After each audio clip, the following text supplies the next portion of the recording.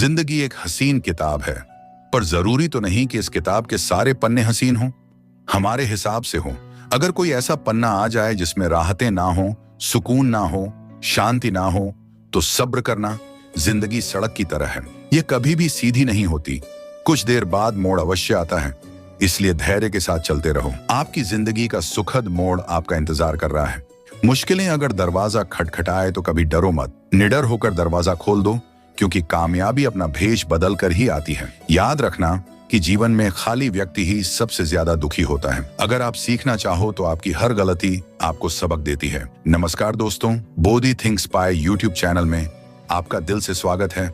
आज हम आपके लिए लेकर आए हैं एक और शानदार कहानी, जो आपको न सिर्फ रोमांचित करेगी बल्कि गहरी सीख भी देगी। तो आइए शुरू करते हैं। एक घर में 5 दिए जल रहे थे। एक दिन पहले दिए ने कहा, इतना जलकर भी मेरी रोशनी की कोई कदर नहीं। आज मैं सबके लिए व्यर्थ हूं। इससे तो बेहतर है कि मैं बुझ जाऊं। यह कहकर वह दिया बुझ गया। जानते हो वह दिया कौन था? वह दिया था उत्साह का प्रतीक। उसे देखकर दूसरा दिया, जो कि शांति का प्रतीक था, उसने कहा, मुझे भी बुझ ही जाना चाहिए। मैं निरंतर दुनिया को शांति की रोशनी दे रहा हूं, पर फिर भी लोग हिंसा करते हैं। यह कहकर वह दिया भी बुझ गया। तीसरा दिया, जो भाईचारे का था, वो भी उन्हें देखकर बुझ गया। अब ना उत्साह था, ना शांति, ना भाईचारा। तो ऐसे में चौथा दिया, जो एकता का प्रतीक था, वह भला कैसे जलता रहता? वह भी आखिरकार बुझ ही गया। पर एक दिया था जो अभी भी जल रहा था। एक छोटा सा दिया अपनी मध्यम सी लौ लिए निरंतर जलता हुआ अपनी रोशनी बिखेर रहा था। एक छोटा बच्चा घर में आया। उसे 4 बुझे दियों को देखकर अफसोस नहीं हुआ, बल्कि वह 5वें जलते हुए दिए को देखकर खुशी से झूम उठा, और उस नन्हे से दिए से उसने वो 4 बुझे हुए दिए फिर से रोशन कर दिए। जानते हो वो दिया कौन सा था? वो दिया था उम्मीद का। वो दिया था आशा का। उम्मीद वक्त का बहुत बड़ा सहारा है। उम्मीद तो हर लहर का किनारा है। मुश्किल वक्त में अगर किसी चीज की बहुत जरूरत है तो वह है उम्मीद की, आशा की, सहयोग की और एक दूसरे के साथ मिलकर खड़े होने के एहसास की। अजीब खेल है। ऊपर वाले का लिखता भी वही है, मिटाता भी वही है, भटका भी वही है, राह दिखाता भी वही है। दोस्तों, मिटाने से मिटते नहीं। भाग्य के यह लेख कर्म अच्छे करता। चल फिर ईश्वर की महिमा देख। अगर दर्द ना होता तो खुशी की कीमत ना होती। अगर सब कुछ केवल चाहने से मिल जाता तो दुनिया में ऊपर वाले की जरूरत ना होती। बहुत समय पहले की बात है। अमरगढ़ नाम के एक राज्य पर राजा विक्रम सिंह का शासन था। राजा विक्रम सिंह एक न्यायप्रिय और अपनी प्रजा की भलाई करने वाले शासक थे। उनके दरबार में कई मंत्री और दरबारी थे, जिनमें से एक प्रमुख मंत्री धर्मपाल थे, जो समय समय पर राजा को उचित सलाह देते थे। उसी राज्य में एक प्रसिद्ध ज्योतिषी रहते थे, जिनका नाम महर्षि देवदत्त था। वे ज्योतिष विद्या में अत्यंत निपुण थे और भविष्यवाणी करने में सिद्ध हस्त माने जाते थे। विद्वान होने के बावजूद वे एक साधारण जीवन जीते थे। उनके पास जो भी लोग आते, वे अपनी श्रद्धा से जो देते, महर्षि उसे स्वीकार कर लेते। लेकिन वे किसी से कुछ मांगते नहीं थे। यदि वे चाहते तो अपनी विद्या के बल पर अपार धन संपत्ति अर्जित कर सकते थे, परंतु उन्हें लालच से कोई सरोकार नहीं था। महर्षि देवदत्त की भविष्यवाणियां इतनी सटीक होती थीं कि जो कुछ वे कहते वह सत्य सिद्ध होता। धीरे धीरे उनके ज्ञान और सत्यवादिता की चर्चा पूरे राज्य में फैलने लगी। ये समाचार मंत्री धर्मपाल तक भी पहुंचा। मंत्री ने अपने एक सेवक को महर्षि देवदत्त के पास भेजा और संदेश दिया कि वे उनसे मिलना चाहते हैं। किंतु महर्षि देवदत्त ने मिलने से मना कर दिया और उत्तर दिया, यदि मंत्री जी मुझसे मिलना चाहते हैं तो उन्हें स्वयं मेरे पास आना होगा। मुझे उनसे मिलने की कोई इच्छा नहीं है। मंत्री धर्मपाल को यह अपना अपमान प्रतीत हुआ। वे सोचने लगे, एक साधारण व्यक्ति की यह हिम्मत कि वह मेरे आदेश को टाल दे। फिर कुछ विचार कर वे स्वयं महर्षि देवदत्त के घर जा पहुंचे। महर्षि ने उनका स्वागत करते हुए कहा, मंत्रीवर, मैं एक साधारण व्यक्ति हूं। बताइए, मैं आपकी क्या सेवा कर सकता हूं? मंत्री धर्मपाल बोले, महर्षि, मैंने सुना है कि आप ज्योतिष विद्या में अत्यंत पारंगत हैं। मैं भी यह विद्या सीखना चाहता हूं। क्या आप मुझे यह विद्या सिखा सकते हैं? महर्षि देवदत्त ने उत्तर दिया, यह विद्या मैंने अपने पूर्वजों से सीखी है। यदि आप इसे सीखना चाहते हैं तो मुझे कोई आपत्ति नहीं, लेकिन इसके लिए आपको मेरे पास आना होगा और विधि पूर्वक अध्ययन करना होगा। मंत्री धर्मपाल ने सहमति जताई, लेकिन बोले, पहले मैं आपकी परीक्षा लेना चाहता हूं उन्होंने महर्षि देवदत्त से कुछ प्रश्न किए, जिनका महर्षि ने अपनी ज्योतिष विद्या से बिल्कुल सही उत्तर दिया। मंत्री धर्मपाल अचंभित रह गए, क्योंकि वे प्रश्न उनके व्यक्तिगत जीवन से संबंधित थे, जिन्हें उनके अलावा और कोई नहीं जानता था। इस प्रकार मंत्री धर्मपाल महर्षि देवदत्त से अत्यंत प्रभावित हुए और प्रतिदिन उनके पास जाकर ज्योतिष विद्या का अध्ययन करने लगे। आहिस्ता आहिस्ता दोनों में अच्छी दोस्ती हो गई और वे अच्छे मित्र बन गए। अपने मित्र धर्मपाल को महर्षि देवदत्त ने ज्योतिष विद्या सिखाई।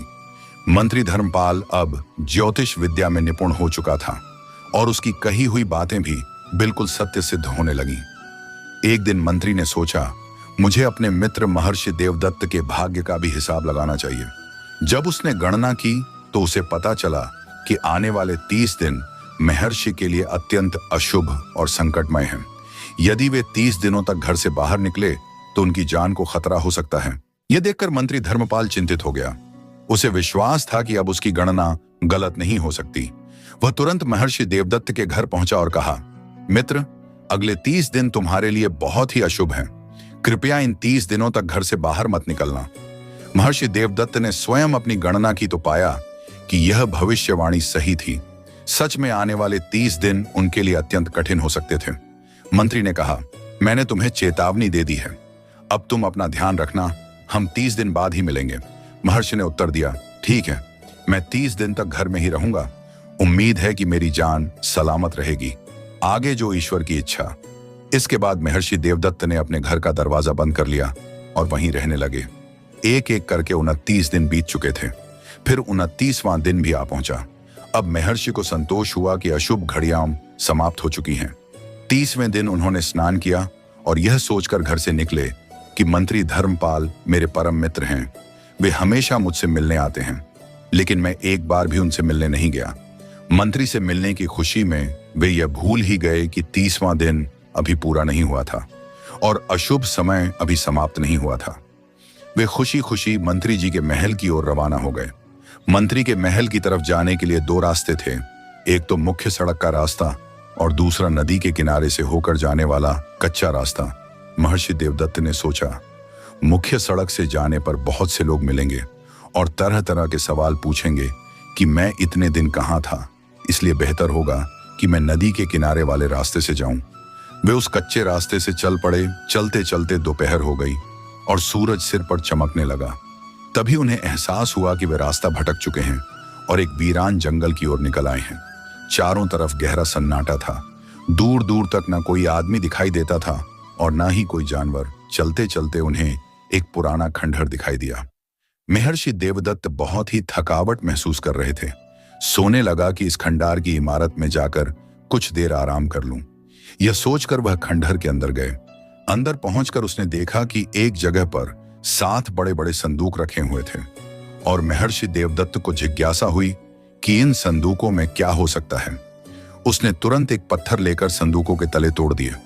देखा तो उन संदूकों के अंदर खजाना भरा पड़ा था, हीरे मोती सोना चांदी जवाहरात। ये सब देखकर वह इतना बदहवास हो चुका था कि अपने विद्या के बल पर भी खजाने का राज मालूम ना कर सका। आखिर उसने सोचा कि अपने दोस्त मंत्री धर्मपाल को इस खजाने के बारे में बताना ठीक रहेगा, क्योंकि इतनी सारी दौलत मेरे किस काम की है। वह जल्दी जल्दी दौड़ता हुआ नगर की तरफ वापस गया और वहां से मंत्री के महल का रास्ता पकड़ लिया। मंत्री ने जब सुना कि महर्षि देवदत्त खुद आए हैं तो वो बहुत ही हैरान हुआ। उसके हिसाब से तो अभी महर्षि देवदत्त का 30वां दिन पूरा नहीं हुआ था और महर्षि देवदत्त की जान सूरज ढलना तक खतरे में थी।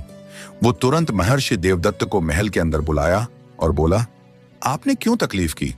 वैसे भी अभी 30वां दिन पूरा नहीं हुआ है। महर्षि देवदत्त बोले, हाँ भाई, मुझे मालूम है कि आज 30वां दिन है और बाकी के 29 दिन की तरह यह भी खुशी से बीत जाएगा, लेकिन हैरानी की बात यह है कि आज का दिन मेरे लिए बड़ा ही भाग्यशाली है। इसके बाद उसने खजाना मिलने की बात मंत्री को बता दी और कहा कि इतनी दौलत का भला मैं क्या करूंगा, आप ये खजाना रख लीजिए। हाँ, अगर आपका दिल चाहे तो उसमें से कुछ मुझे भी दे देना। यह सुनकर मंत्री बड़ा ही हैरान हुआ। उसने जल्दी से 2 घोड़े मंगवाए और उन पर सवार होकर दोनों खजाने वाली जगह पर पहुंच गए। इतना बड़ा खजाना देखकर मंत्री की आंखें फटी की फटी रह गईं और उसके मन में तुरंत बेईमानी जग गई। उसने सोचा कि कहीं ऐसा ना हो कि महर्षि देवदत्त किसी और से इतने बड़े खजाने की बात कह दे, फिर यह बात होते होते राजा के कानों तक पहुंच जाएगी। ऐसा हुआ तो इस खजाने पर राजा कब्जा कर लेगा और मेरे हाथ में कुछ भी नहीं आएगा। इसीलिए जरूरी है कि महर्षि देवदत्त का काम तमाम कर दिया जाए और उसे मार डाला जाए। यह सोचकर मंत्री ने महर्षि देवदत्त को धक्का मारकर जमीन पर गिरा दिया और अपनी तलवार निकाल ली। यह देखकर महर्षि देवदत्त हैरान हो गए और बोले, धर्मपाल, क्या बात है? क्या मुझे कोई गलती हो गई है? धर्मपाल बोला, हाँ, गलती तो तुमसे हुई है, और तुम्हारी गलती यह है कि इतने बड़े खजाने के बारे में तुमने मुझे बता दिया। अब मुझे डर है कि अगर तुमने ये बात किसी और से कही तो खजाना मेरे हाथ से जाता रहेगा, इसीलिए तुम्हारी जबान बंद करना जरूरी है। यह सुनकर महर्षि देवदत्त की आंखों के सामने अंधेरा साने लगा। वो बोला, मैं वचन देता हूं कि यह बात किसी और से ना कहूंगा। मंत्री ने हंसकर कहा, बकवास बंद करो, तुम अपनी जान बचाने के लिए यह कसम कर रहे हो। और महर्षि देवदत्त ने उसे बहुत ही मिन्नतें की, दया की भीख मांगी, लेकिन मंत्री के सर पर तो मानो खजाने का भूत सावर था। जब महर्षि देवदत्त ने देखा कि उसकी जान बचाने की कोई उम्मीद नहीं है, तो वह बोला, धर्मपाल, अगर तुम मेरी जान लेना ही चाहते हो तो मेरी एक आखिरी इच्छा पूरी कर देना। धर्मपाल बोला, बोलो, क्या इच्छा है? महर्षि देवदत्त दुखी मन से बोले, मेरी पत्नी को बच्चा होने वाला है, उसे कभी मत बताना कि मेरी मौत हो चुकी है। धर्मपाल ने कहा, ठीक है, मैं तुम्हारी यह इच्छा जरूर पूरी करूंगा। यह कहकर उसने अपने दोस्त को मौत के घाट उतार दिया और फिर खंडहर के बाहर खड़े हुए उसके घोड़े को भी मार डाला। दोनों के शवों को खंडहर के ही अंदर जमीन में दबा दिया, नदी में हाथ पैर धोए और वापस अपने महल को लौट आया। अब वो बिल्कुल संतुष्ट था कि वो खजाने का अकेला मालिक है। उसने अपने सबसे भरोसेमंद नौकरों को बुलाया और रातों रात उस खजाने को अपने महल में ले आया। राज्य के सबसे बेहतरीन कारीगरों को बुलाकर उसे खंडहर को तोड़वाकर एक शानदार महल बनाने का आदेश दे दिया गया। कुछ ही महीनों में नदी के किनारे पर एक शानदार महल बनकर तैयार हो गया। इसी दौरान मंत्री ने महर्षि देवदत्त की पत्नी को बुलाया और उससे कहा कि महर्षि देवदत्त को मैंने एक विशेष काम से दूसरे देश में भेज दिया है। कुछ दिनों के बाद महर्षि देवदत्त के घर पर एक चांद से बच्चे का जन्म हुआ। बेटे का नाम वीरेंद्र रखा। बेटे के जन्म पर वीरेंद्र की मां अपने पति को याद करके बहुत ही रोई, क्योंकि बहुत समय हो गया था, उसकी कोई खोज खबर ना मिली थी। वो बदनसीब कई बार अपने पति के बारे में पता करने के लिए मंत्री के महल में गई, मगर पहरेदारों ने उसे धक्के देकर बाहर निकाल दिया। वो इसी को अपना भाग्य समझकर घर बैठ गई और मेहनत मजदूरी करके अपने बच्चे को पालने लगी। और महर्षि देवदत्त का बेटा वीरेंद्र बहुत ही बुद्धिमान था। उसकी मां ने उसकी शिक्षा के लिए पास ही में रहने वाले एक पंडित जी के पास भेजा। समय गुजरता गया और वीरेंद्र बड़ा होने लगा। उसकी बुद्धि दूसरों के मुकाबले बहुत ही तेज थी। समय बीता और वीरेंद्र अब युवा हो चुका था। सब लोग कहते थे कि वह अपने पिता महर्षि देवदत्त से भी ज्यादा बुद्धिमान है। एक दिन वीरेंद्र को अपने घर पर एक पुरानी किताब मिली। उसने अपनी मां से उस किताब के बारे में पूछा तो मां ने कहा, बेटा, ये तुम्हारे नाना की लिखी हुई किताब है। वो भी एक बहुत ही बड़े ज्योतिष और भविष्यवक्ता थे। वीरेंद्र को वो किताब बड़ी ही दिलचस्प लगी। किताब के पहले पन्ने पर ही लिखा था कि जो भी इस किताब को पूरा पढ़कर समझ लेगा वो भूत और भविष्य की सभी बातें जान सकेगा और साथ ही साथ किसी के भी मन की बात जान पाएगा। वीरेंद्र उस किताब को बड़े ही ध्यान से पढ़ने लगा। थोड़ी देर के बाद वो चिल्ला चिल्ला कर रोने लगा, साथ ही किताब भी पढ़ते जा रहा था। फिर अचानक ही हंसने लगा। उसकी मां हैरानी से यह सब देख रही थी और पूछने लगी, क्या हुआ बेटा, तुम कभी हंस रहे हो तो कभी रो रहे हो? वीरेंद्र बोला, मां, यह एक अजीबो गरीब किस्म की किताब है। इसे पढ़कर मुझे पता चल गया है कि मेरे पिता को एक जालिम आदमी ने मार डाला है। यही वजह है कि मैं रो पड़ा। और हाँ, इसलिए कि एक दिन मैं अपने पिता की मौत का बदला उससे जरूर लूंगा। सच बात जानकर वीरेंद्र की मां बहुत रोई, लेकिन वीरेंद्र ने उसे दिलासा दिया, मां, यह किताब मुझे बताती है कि एक दिन राजा विक्रम सिंह मुझे अपना मंत्री बनाएंगे और मेरे पिता का कंकाल अभी भी वहीं पर दबा हुआ है। जहां मंत्री धर्मपाल ने अपना नया महल बनवाया है, उसने वहीं पर मेरे पिता की हत्या की थी। अच्छा, अब मैं बाजार जाकर कुछ खाने पीने का राशन लेकर आता हूं। वीरेंद्र की मां ने कहा कि लेकिन बेटा, राशन के लिए हमारे पास पैसे तो नहीं है। माँ, आप चिंता मत कीजिए। इस किताब ने मुझे ऐसा तरीका बताया है जिससे बिना पैसे के ही हमें राशन मिल जाएगा। यह कहकर वीरेंद्र गांव के बनिए के पास गया और बनिए से बोला, क्या तुम मुझे जानते हो? बनिए ने कहा, तुम महर्षि देवदत्त के बेटे हो। वीरेंद्र ने जवाब दिया, ठीक कहा। तुम कल से रोज मेरे घर पर 2 बोरी आटा, 3 बोरी चावल और 1 बोरी दाल और घी भेज दिया करना। दुकानदार बोला, वह तो ठीक है, लेकिन इसके पैसे कौन देगा? वीरेंद्र ने घुरकर बनिए को देखा और कहा, तुम भूल गए कि अभी कुछ दिन पहले ही मैं एक किसान को तुम्हारे पास 50 मन अनाज बेचने के लिए लाया था और तुमने धोखे से उसका सारा अनाज हथिया लिया था। और यही बात मैं अपने न्यायप्रिय राजा को बता दूंगा तो वो तुम्हें काल कोठरी में डाल देंगे। वीरेंद्र के मुंह से यह बात सुनकर बनिया थर-थर कांपने लगा। वीरेंद्र ने तो उसका सार राज जान लिया था और यह बात सच भी थी कि उसने पिछले महीने एक किसान को लूट लिया था जिसे वीरेंद्र लेकर आया था। बनिया हैरान था कि वीरेंद्र को यह राज की बात कैसे मालूम हुई। वह तुरंत हाथ जोड़कर बोला, ठीक है, मैं वही करूंगा जैसा तुम कहते हो, लेकिन मेरी शिकायत महाराज से मत करना। वीरेंद्र वापस अपने घर चला गया। अब वो आराम से अपने नाना की लिखी हुई किताब पढ़ने लगा। जैसे जैसे वो किताब को पढ़ता चला गया, सैकड़ों और हजारों बातें उसे मालूम होती चली गईं। यहां तक कि वो इस विद्या में इतना माहिर हो गया कि रास्ते चलते आदमियों के दिल की बात भी वो जान लेता था। और कभी ऐसा ना हुआ कि उसके मुंह से निकली हुई बात गलत साबित हुई हो। लोग उसके बारे में कहते थे कि वह अपने पिता महर्षि देवदत्त से भी ज्यादा बुद्धिमान और काबिल है। एक दिन वीरेंद्र की मां ने कहा, बेटा, मेरा मन ताजे कमल ककड़ी और जंगली शहद खाने का हो रहा है, लेकिन शहर में ये चीजें कहीं नहीं मिलती। मैंने सुना है कि मंत्री धर्मपाल के बाग में दुर्लभ फल और मधुमक्खियों का छत्ता है। किसी को भेजकर वहां से ये सब मंगवा दे। मंत्री धर्मपाल का नाम सुनकर वीरेंद्र के तन बदन में आग लग गई। उसने कहा, हाँ ठीक है मां, मैं वह दुर्लभ फल और मधुमक्खियों का छत्ता खुद लेने जाता हूं। और वह घर से चल दिया। जब वीरेंद्र बगीचे में पहुंच तो दरवाजा बंद था। उसने बगीचे के रखवाले को आवाज दी। थोड़ी देर बाद एक मोटा सा आदमी दरवाजे पर आया और गुस्से से बोला, क्या बात है भाई, क्यों चिल्ला रहे हो? वीरेंद्र बोला, मेरी मां का दिल दुर्लभ फल और मधुमक्खियों का छत्ता कि खाने का है, बस वही चाहता हूं। वह आदमी बोला, तुम जानते हो कि यह मंत्री जी का बगीचा है, कोई दुकान नहीं है, दफा हो जाए यहां से रखवाला। दरवाजा बंद ही करने वाला था कि वीरेंद्र ने चिल्लाकर कहा, खबरदार, दरवाजा बंद मत करना। कल जो सांप तूने मारा था उसकी मां तुझे डसने के लिए छिपी बैठी है। यह बात सुनकर रखवाला हैरान रह गया। उसने झुककर बाग में इधर उधर देखा तो सचमुच एक नागिन वहां पर दिखाई दी। रखवाला ने मन में सोचा, मैंने इसे ऐसे ही दांत दिया। वह पूछने लगा कि तुम्हें कैसे पता चला कि कल मैंने सांप को मारा था और मुझे उसकी मां डसने वाली है? वीरेंद्र ने कहा, तुम्हें इस बात से कोई मतलब नहीं होना चाहिए। तुम्हें साथ देना है तो दो, वरना मैं जाता हूं। रखवाला बोला, अरे गुस्सा क्यों हो रहे हो? चलो मेरे साथ, अंदर चलो, मैं तुम्हें बहुत सारा फल और मधुमक्खियों का छत्ता दूंगा, लेकिन ये बात किसी और को मत बताना, वरना मंत्री धर्मपाल मेरी खाल खिंचवा देगा। वीरेंद्र बोला, तुम धर्मपाल की चिंता ना करो, उसकी जिंदगी के अब थोड़े ही दिन रह गए हैं। रखवाले ने वीरेंद्र को एक तरफ बिठाया और उसके लिए फल और मधुमक्खियों का छत्ता लेने के लिए चला गया। इस दौरान मंत्री धर्मपाल टहलता हुआ बाग में आ पहुंचा। उसने वीरेंद्र को देखा तो रखवाले से पूछा कि यह कौन है? रखवाला बोला, हुजूर, यह लड़का बड़ी अजीबोगरीब बातें करता है जो मेरी समझ से बाहर है। फिर उसने फल मांगने और सांप की बात उसे बता दी। मंत्री बड़ा ही हैरान हुआ और वीरेंद्र को गौर से देखने लगा।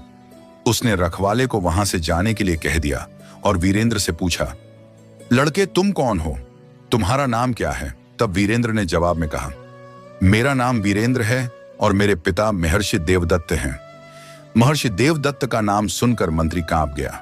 उसके अंदर डर समा गया, लेकिन फिर वो संभल कर बोला, तुम्हारे पिता को मैं जानता हूं, बड़े ही नेक दिल आदमी हैं। वह मैंने उन्हें एक काम से देश से बाहर भेजो हुआ है। यह सुनकर वीरेंद्र को गुस्सा आ गया और वो बोला, आप गलत कहते हैं, मेरे पिता अब इस दुनिया में नहीं हैं। उन्हें एक निर्दय आदमी ने धन के लालच में मार डाला है। अब मैं अपने पिता की हत्या का बदला लेना चाहता हूं। यह बात सुनकर मंत्री धर्मपाल के होश उड़ गए। वह समझ गया कि इस लड़के को सब मालूम है और ये मुझसे बदला लेकर ही रहेगा। किसी तरह धोखे से इसे ठिकाने लगाना पड़ेगा। मंत्री बोला, दुख की बात है कि तुम्हारे पिता की हत्या हो गई है। मुझे इसकी जानकारी नहीं थी, लेकिन अब मैं उसे पापी को अपने हाथों से सजा दूंगा। अच्छा, अब तुम ये बताओ कि तुम बाग में क्या करने आए हो? वीरेंद्र बोला, मुझे फल और मधुमक्खियों का छत्ता चाहिए था, जो सिर्फ इसी बाग में होता है। धर्मपाल बोला, ठीक है, तुम यहीं पर रुको, मैं अभी किसी नौकर को बुलाकर फल और मधुमक्खियों का छत्ता तोड़वाता हूं। यह कहकर मंत्री एक तरफ चला गया और अपने एक खास नौकर को अकेले में बुलाकर कहने लगा, एक लड़का उधर बाग में बैठा हुआ है, तुम उसे बेहला फुसलाकर धोखे से किसी भी तरह तहखाना में जाओ और वहां पर बंद कर दो, ताकि वह वहीं पर भूखा प्यासा तड़प कर मर जाए। अगर तुम यह काम कर दोगे तो मैं तुम्हारे मन की इच्छा पूरी कर दूंगा और साथ ही तुम्हें बहुत सारा धन भी दूंगा। यह बात सुनकर नौकर तुरंत बगीचे की ओर गया। उसने पीछे से जाकर वीरेंद्र को जकड़ लिया और उसे उठाकर तहखाना की तरफ बढ़ने लगा। वीरेंद्र ने चिल्लाकर कहा, अरे नौकर, तुम ये क्या कर रहे हो? धर्मपाल तुम्हारे मन की इच्छा कभी पूरी नहीं करेगा। वो झूठा आदमी है। अगर तुमने मुझे मारा तो धर्मपाल तुझे भी जिंदा नहीं छोड़ेगा। नौकर हैरान हुआ और उसे नीचे रखकर धीरे से बोला, तुम्हें क्या पता कि मेरे मन में क्या इच्छा है? वीरेंद्र बोला, मैं सब कुछ जानता हूं। तुम मंत्री की बेटी से शादी करना चाहता है और मन ही मन में मंत्री की बेटी भी तुझे प्यार करती है। नौकर वीरेंद्र के कदमों में गिर पड़ा और बोला, हाँ, मेरी यही इच्छा है। वीरेंद्र बोला, मैं तेरी शादी मंत्री की बेटी से करवा सकता हूं और वह समय जल्द ही आने वाला है जब मंत्री को मेरी जरूर पड़ेगी, मगर तुम उस वक्त तक उसे मेरा पता मत बताना, जब तक कि वो तुम्हें 3 तमाचे ना मार दे। लेकिन मंत्री ने मुझे तुम्हें तहखाना में बंद करने के लिए हुक्म दिया है। वीरेंद्र ने कहा, हाँ, तुम उसे कह देना कि तुमने मुझे तहखाना में बंद कर दिया है। और यह कह नौकर ने उसे छोड़ दिया। वीरेंद्र ने फल और मधुमक्खियों का छत्ता लिया और अपने घर को चल दिया। उसके बाद नौकर धर्मपाल के पास गया और बोला, मालिक, मैंने उस लड़के को तहखाने में बंद कर दिया है। मंत्री अब संतुष्ट था कि उसके रास्ते का कांटा साफ हो गया है। जिस दिन मंत्री ने वीरेंद्र को तहखाना में बंद करने की साजिश की, इस रात महाराज विक्रम सिंह को एक अजीबोगरीब सपना दिखाई दिया। लेकिन जब उनकी आंख खुली तो उसे वह सपना याद नहीं रहा। वो बाकी सारे काम भूलकर इसी उधेड़बुन में लग गया कि रात को उसने क्या सपना देखा था। सुबह वो दरबार में आया और अपने सभी मंत्रियों से ये बात कही कि वो जानना चाहता है कि रात को उसने क्या सपना देखा था और उसके सपने का मतलब क्या था। सारे मंत्री परेशान थे कि आखिर राजा के सपने के बारे में कैसे पता किया जाए। राजा ने अपने सबसे बुद्धिमान मंत्री यानी धर्मपाल से कहा कि तुम हमारे सबसे योग्य मंत्री हो, तुम ही बताओ कि रात को हमने क्या सपना देखा था। जब वो भी राजा के सपना के बारे में बताने में नाकाम रहा तो राजा विक्रम सिंह गुस्से से लाल पीले हो गए और बोले, अगर 15 दिन के अंदर तुम मुझे मेरे सपना के बारे में ना बता सके तो तुम मंत्री रहने के लायक नहीं रहोगे। और फिर तुम तो ज्योतिष विद्या भी जानते हो, मेरे सपना के बारे में ना बता सके तो तुम्हारी खैरियत नहीं है। राजा का गुस्सा देखकर मंत्री घबरा गया। दरबार खत्म होने के बाद वह अपने महल में गया। ऐसा करते करते 15 दिन भी बीत गए, लेकिन मंत्री को समस्या का कोई हल ना मिला। तभी अचानक उसे महर्षि देवदत्त के बेटे का ख्याल आया। मन में वो सोचने लगा कि मैंने क्यों उसे मरवा दिया। अगर वो आज जिंदा होता तो जरूर सपने के बारे में मुझे बता देता। फिर मंत्री को ख्याल आया कि हो सकता है वो जिंदा हो, नौकर ने उसे छोड़ दिया हो। फिर उसने इस नौकर को बुलाया और कहा, बहुत दिन पहले मैंने तुम्हें एक लड़के को तहखाना में डालने को कहा था। मुझे यकीन है कि वो तुम्हारे हाथों से बस निकाला होगा। नौकर ने कहा, नहीं हुजूर, मैंने तो उसे तहखाना में बंद कर दिया था।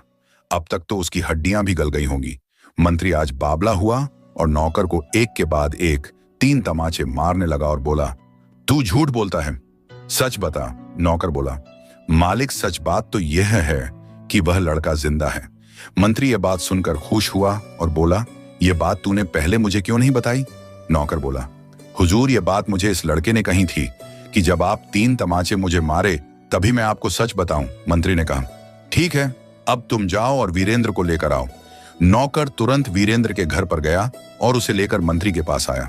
मंत्री ने वीरेंद्र से माफी मांगी और कहने लगा कि राजा विक्रम सिंह ने एक सपना देखा है और वो भूल चुका है कि क्या सपना था। तुम अपनी विद्या के बल पर उसका सपना बताओ और उस सपने का मतलब भी बताओ, तभी सब दरबारी की जान बस सकती है।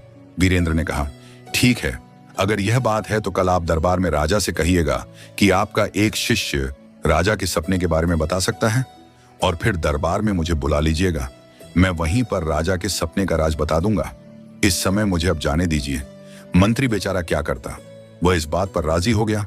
अगले दिन राज दरबार में मंत्री ने राजा से बात कही कि मेरा एक शिष्य है जो आपके सपने का रहस्य बता सकता है। राजा ने तुरंत एक सिपाही को वीरेंद्र को बुलाने के लिए भेज दिया। थोड़ी देर बाद सिपाही खाली हाथ लौटकर वापस आया और बोला, हुजूर, वीरेंद्र राज दरबार में आने को तैयार है, परंतु उसे कोई सवारी पसंद नहीं आ रही। उसने एक अजीब शर्त रखी है। कहता है कि वो सिर्फ मंत्री धर्मपाल की पीठ पर सावर होकर ही महल में आएगा। दरबार में सब यह बात सुनकर जोर जोर से हंसने लगे और राजा भी। फिर राजा ने कहा, मंत्री जी, लगता है आपने अपने शिष्य को बड़ी ही तकलीफ दी है, इसीलिए वह आपको बेइज्जत करना चाहता है। खैर, कारण जो भी हो, हमें अपने सपने के बारे में जानना है। आप वही करिए जैसा कि आपके शिष्य ने कहा है। जाओ और उसे अपनी पीठ पर बिठा कर ले आओ। मंत्री ना चाहते हुए भी शर्मिंदगी के साथ वीरेंद्र के घर पर पहुंचा और वीरेंद्र उछलकर उसकी पीठ पर बैठ गया और चाबुक मारता हुआ रास्ते भर यह बोलता हुआ आया कि देखो ए लोगों, आज मैं अपने पिता के हत्यारे के साथ क्या सलूक कर रहा हूं। महल पहुंचकर वह मंत्री की पीठ से उतरा और राजा ने पूछा, युवक, पहले यह बताओ कि मंत्री ने तुम्हारे साथ ऐसा क्या किया है जो तुमने उसे यह सजा दी। वीरेंद्र बोला, महाराज, इसने मेरे बेकसूर पिता की हत्या की है। मंत्री चिल्लाया, हुजूर, यह झूठ बोल रहा है। मैंने इसके पिता को एक काम से देश से बाहर भेजा हुआ है। वीरेंद्र ने कहा, नहीं महाराज, मेरे पिता का और उसके घोड़े का हड्डियों का कंकाल आज भी नदी के पास इसके महल के नीचे मौजूद है। राजा बहुत ही हैरान था। उसने कहा, ठीक है, मैं इस बात की छानबीन करवाऊंगा। पहले तुम यह बताओ कि मैंने क्या सपना देखा और उस सपने का मतलब क्या है। वीरेंद्र ने कहा, महाराज, आपने में देखा कि आसमान से एक उड़ता हुआ पक्षी आया। उसकी सोंच में अंगूर का एक गुच्छा था। उसे अंगूर के गुच्छे में 7 दाने थे। पक्षी ने वो गुच्छा आपके हाथ पर रखा और उड़ गया। लेकिन जब आप अंगूर खाने लगे तो एक कौवा आया और उस गुच्छे को आपके हाथ से लेकर उड़ गया। राजा ने कहा, सच, बिल्कुल सच, मैंने बिल्कुल यही सपना देखा था। अब तुम यह बताओ कि इस सपने का मतलब क्या है। वीरेंद्र ने कहा, महाराज, आपके सपने की सच्चाई आपके सामने ही मौजूद है। मेरे पिता महर्षि देवदत्त को जंगल में 7 संदूक मिले थे जिसके अंदर खजाना भरा हुआ था। मेरे पिता ने इस बात की जानकारी मंत्री जी को दी तो मंत्री जी ने लालच में आकर मेरे पिता की हत्या करवा दी ताकि वह खजाने की बात किसी और को ना बता सके, और जो खजाना राज खजाने में जाना चाहिए था वह इस मंत्री के कब्जे में है। मेरे पिता और उनके घोड़े को मारकर मंत्री जी ने वही जमीन में गाड़ दिया था। यही आपके सपने की असलियत है। यह सुनकर राजा ने मंत्री को तुरंत गिरफ्तार कर लिया गया और उसके महल की तलाशी ली गई, जहां पर वो 7 खजाने से भरे हुए संदूक भी मिल गए। उसके महल के बाग की खुदाई की गई, जहां महर्षि देवदत्त और उसके घोड़े की हड्डियों के कंकाल मिले। मंत्री जी के सारे अपराध उजागर हो चुके थे। वो राजा से माफी मांगने लगा, लेकिन न्यायप्रिया राजा ने उसे मृत्युदंड की सजा सुना दी। फिर वीरेंद्र ने अपने पिता की अस्थियों को पूरे रीति रिवाज से उनका अंतिम संस्कार किया। इसके बाद राजा ने वीरेंद्र से कहा, बेटे, तुम बहुत ही बुद्धिमान और योग्य युवक हो। मैं चाहता हूं कि तुम मेरे मंत्री बन जाओ। वीरेंद्र ने यह प्रस्ताव स्वीकार कर लिया और कहा, महाराज, मेरी एक प्रार्थना है। राजा ने कहा, कहो, क्या कहना चाहते हो। वीरेंद्र ने कहा, महाराज, मंत्री जी की बेटी की शादी मेरे एक आदमी से कर दी जाए। उनकी बेटी भी उस आदमी को चाहती है। राजा ने मंत्री की पत्नी को बुलाया और उसकी बेटी की शादी की बात कही। वो इस बात पर तैयार हो गई।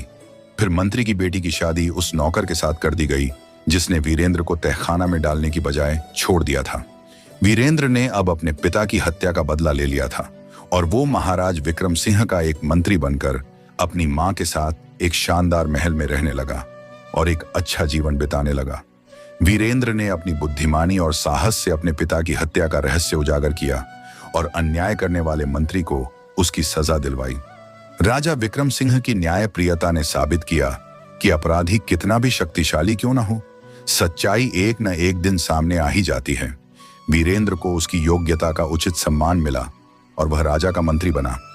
इस कहानी में भी यही दर्शाया गया कि मंत्री ने छल कपट से वीरेंद्र के पिता की हत्या कर दी और सालों तक अपने अपराध को छिपाए रखा, लेकिन अंततः उसका सच सामने आ ही गया। उसके किए गए पापों का फल उसे मृत्यु के रूप में मिला। यह हमें सिखाता है कि धोखा, छल और अन्याय ज्यादा समय तक नहीं टिकते। सत्य और न्याय की जीत हमेशा होती है। इसलिए हमें हमेशा सही राह पर चलना चाहिए और अच्छे कर्म करने चाहिए, क्योंकि अच्छे कर्मों का फल भी उतना ही शुभ होता है। इस कहानी से यह शिक्षा मिलती है कि सच्चाई और न्याय की राह पर चलने वालों की जीत हमेशा होती है। इसके अलावा दयालुता और अच्छाई का प्रतिफल अवश्य मिलता है। जैसा कि मंत्री की बेटी और उस नौकर के मामले में हुआ, वीरेंद्र ने न केवल अपने पिता के हत्यारे को दंड दिलवाया, बल्कि अपने जीवन को भी एक नई दिशा दी, जिससे वह अपने परिवार के साथ सुखी जीवन बिता सका। दोस्तों, इस कहानी को सुनने के लिए आपका बहुत बहुत धन्यवाद। आपको यह कहानी कैसी लगी और आज के इस वीडियो से आपने क्या सीखा, हमें कमेंट में जरूर बताएं। आपकी राय हमारे लिए बहुत महत्वपूर्ण है। अगर आपको वीडियो पसंद आया हो तो इसे लाइक करें, शेयर करें और चैनल को सब्सक्राइब करना ना भूलें। फिर मिलते हैं एक नई रोमांचक और प्रेरणादायक कहानी के साथ। धन्यवाद।